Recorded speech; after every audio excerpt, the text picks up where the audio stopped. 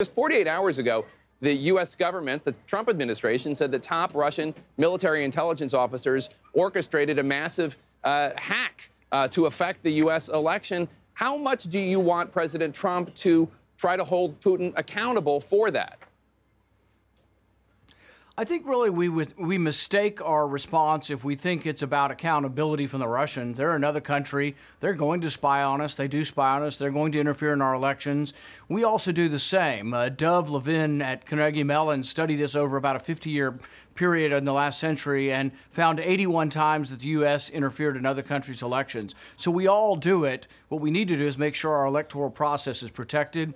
And I think because this has gotten partisan and it's all about partisan politics, we've forgotten that really the most important thing is the integrity of our election. And there are things we can do and things that I've advocated, making sure it's decentralized all the way down to the precinct level, making sure we don't store all the data in one place, even for a state, and that there's a backup way that someone in the precinct can say, 2,000 people signed in, this was the vote tally I sent to headquarters. There's a lot of ways we can back up our election. Advertising and things like that, it's tricky. Can we restrict the Russians? We might be able to in some ways, but I think in the bottom line, we've wanted the Russians to admit it. They're not going to admit it the same way we're not going to admit that we were involved in the Ukrainian elections or in the Russian elections. So all countries that can spy do, all countries that want to interfere in elections and have the ability to, they try. It sounds as though you are saying that the United States has done the equivalent of what the Russians did in the 2016 election, and it might sound to some viewers that you're offering that statement as an excuse for what the Russians did. No, what I would say is it's not morally equivalent, but I think in their mind it is. And I think it's important to know in your adversary's mind the way they perceive things. I do think that they react to our interference in both their elections. They were one of the reasons they really didn't like Hillary Clinton is they found her responsible for some of the activity by the U.S. in their elections under the Obama administration. So I'm not saying it's morally equivalent. But surely, Senator Paul, the United States has never done. The United States has never done what Russia did. Yeah. Okay, go on. I'm not saying they're equivalent or morally equivalent, but I am saying that this is the way the Russians respond. So if you want to know how we have better diplomacy or better reactions, we have to know their response. But it's not just interference in elections that I think has caused this nationalism in Russia. Also, I think part of the reason is we promised them when James Baker, at the end, when Germany reunified, we promised them that we wouldn't go 1 inch eastward of Germany with NATO. And we've crept up on the borders. And we still have neocons in both parties who want Ukraine and Georgia to be in NATO. That's very, very provocative. And it has stimulated and encouraged nationalism in Russia. George Kennan predicted this in 1998 when we still had Yeltsin and Russia was still coming in our direction. He said, if you push NATO up against Russia's borders, nationalism will arise and their militaristic tendencies will increase, and you may get someone like a Putin, basically. George Kennan predicted the rise of Putin in 1998. And so we have to understand that for every action we have, there is a reaction. And it's a big mistake for us not to say that we're morally equivalent or anything Russia does is justified, but if we don't realize that everything we do has a reaction, we're not going to be very good at understanding and trying to have peace in our world. I want to get to NATO in a second, but just to underline this point about what the United States should do in response to the Russian election interference. In a new interview just this morning, President Trump said he, quote, hadn't thought of asking Putin to extradite those 12 Russian military intelligence officers. Do you think President Trump should ask for the extradition when they meet tomorrow? I think it'd be a moot point. I don't think Russia's sending anyone back over here for trial, the same way we wouldn't send anybody over there for trial. No country with any sovereignty or sense of sovereignty is sending anybody to another country for trial. I think we have to protect ourselves. So because we waste time saying, well, Putin needs to admit this and apologize, he's not going to admit that he did it, and we can't take on face value anything they tell us. We have to assume, and if we have proof that they did it, which it sounds like we did, we should now spend our time protecting ourselves instead of sort of having this witch hunt on the president.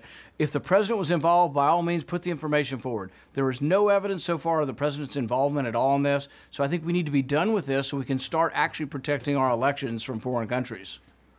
Well, you just called this a witch hunt, but if it were not for this probe, if it were not for Robert Mueller, the American people would not know about the Russian military intelligence officers who are hacking American emails, stealing voter information, releasing stolen information to influence the election. I'm not sure how you can call it a witch hunt. Isn't it a good thing that this probe has continued? I would say that this is a Department of Justice investigation and that would still have ensued in either way. I wish President Obama had been more aggressive in pursuing it during President Obama's term, but I think the Department of Justice can get to the bottom of this without sort of a special counsel.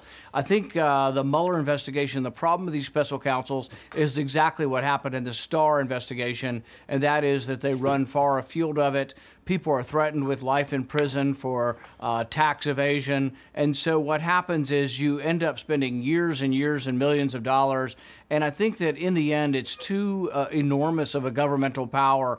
Can you imagine, if every businessman or woman in the U.S., if we went back through 30 years history of them and nitpicked every one of their tax returns, what we could do to every individual if the full power of the government came after them? And then if we took every individual that worked for them and threatened them with life in prison if they had made a tax violation, I think we'd live in a world that nobody would really like or appreciate at that point. So I'm very much against these special counsels, but I do think the Department of Justice would have investigated the Russians, and I think indicting these officers that were hacking the elections is a good thing.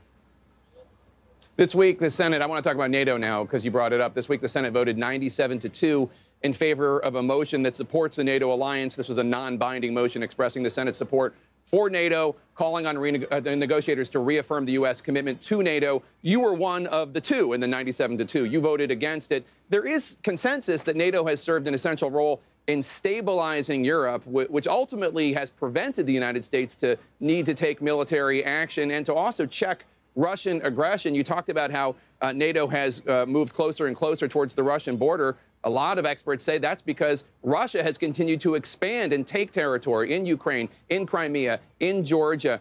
Do you support NATO?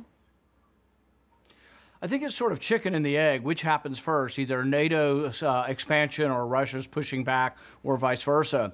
I will say that when you look at NATO, what I voted against was an ironclad commitment to defend any nation in NATO, and they also said that they want an open door policy in NATO to admit any aspirant. So I think that is very foolhardy to say we're going to defend any country in the world that wants to be in NATO, and we're inviting any country that meets the requirements to come into NATO. That is a recipe for disaster, and no thinking foreign policy expert would have voted for this if they realized that we're having an open-ended commitment to whoever wants to join NATO and an ironclad commitment. I think it dilutes the value of NATO. NATO has had historic achievements and has been part of, what was deterrence to Russia. But the interesting thing now is that European forces are 13 times bigger than Russian forces. European plus U.S. forces are probably 30 times bigger than Russia's forces. So right now, there's a disproportionate advantage to the West with NATO. I'm not saying we disband NATO, but I don't think we should have an open door policy. I think, for example, going to war over putting Albania in or putting Montenegro in, or particularly putting Ukraine or Georgia in, would be a disaster. And that's what the neoconservatives are advocating for. They have been agitating for years, and I've been blocking them, is putting Georgia in. Russia's in Georgia right now. For better or worse, they are there. It is right on their border. We would be at war with Russia right now if Georgia were in NATO. So people need to think through these things before they get so eager to rattle their sabers about, wanting to have a confrontation with Russia. We spent 70 years trying not to have a confrontation. I just think there are a lot of people out there who would be surprised to hear a sitting United States senator describe Russia versus NATO in terms of confrontation and expansion as a chicken or egg proposition, given the fact that NATO protects sovereign countries while allowing them to remain sovereign, while Russia invades other countries and takes over those countries. I don't think it's chicken or the egg. Well, what I would say is that there were people, probably the greatest diplomat of the last century was George Kennan, and he did predict as NATO expanded that you would incite militaristic tendencies and nationalism in Russia. I'm not justifying Russia's aggression in Ukraine or in Georgia. I'm not saying they are equivalent. I am saying, though, that the provocation of pushing NATO forward after we promised, James Baker promised Gorbachev in 1990 when Germany unified that we would not go, the West would not go 1 inch beyond Germany. and yet a couple years later, under the Clinton administration, we get pushing. And so for every action that we put out there, there is a reaction, and I think we need to think this through. And it's not a moral equivalency, it's not justifying Russia's behavior, but it is realizing that from Russia's perspective, they see NATO expansion as a threat, and that part of their militarism and part of their nationalism may be inherent to the tides of the current century there, but it's also in reaction to policy from the West as well. Senator Rand Paul of Kentucky, we thank you for your time as always, sir. Good to see you.